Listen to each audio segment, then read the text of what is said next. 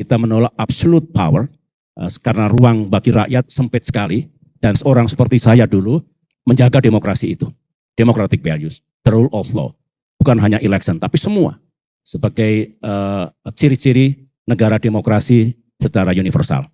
Jadi sebagai pemimpin saya mencegah abuse of power yang dilaksanakan para pemimpin politik. Ini banyak anak-anak muda yang ingin mendengar pencerahan dari Bapak. Melewati pendidikan militer dan ceritakan ke teman-teman bagaimana pendidikan tersebut membentuk filosofi Bapak dan juga bagaimana itu nyambung dengan kepemimpinan Bapak. Monggo. Bung Gita, sebelum saya menjawab, saya mengucapkan terima kasih diundang ke sini. Di hadapan saya ini adalah masa depan kita. Sebagai orang tua, saya titip Indonesia. Karena insya Allah Indonesia akan menjadi strong nations. Pada saatnya nanti akan menjadi developed country.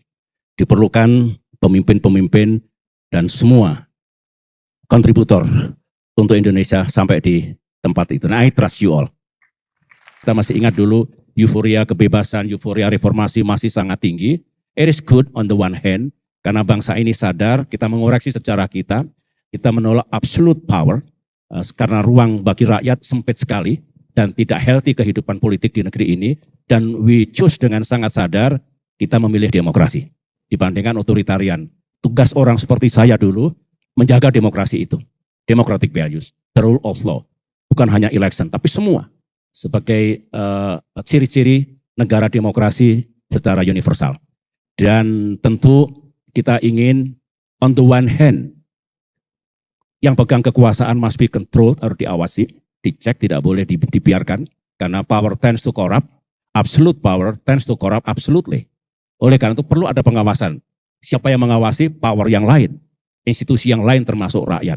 Oleh karena itu, on the one hand, sebagai pemimpin saya mencegah abuse of power yang dilaksanakan para pemimpin politik. Tapi on the other hand, kita juga inginkan rakyat dalam menggunakan kebebasannya tidak cross the line. Tidak justru bertentangan dengan the rule of law. Dan ternyata itu bisa. Itu tantangan terbesar dan yang penting jangan sampai negara ini kembali ke era otoritarian. Karena sejarah sudah menunjukkan banyak negara yang lain juga gagal karena masuk pada sistem atau pilihan yang salah dalam sistem politiknya.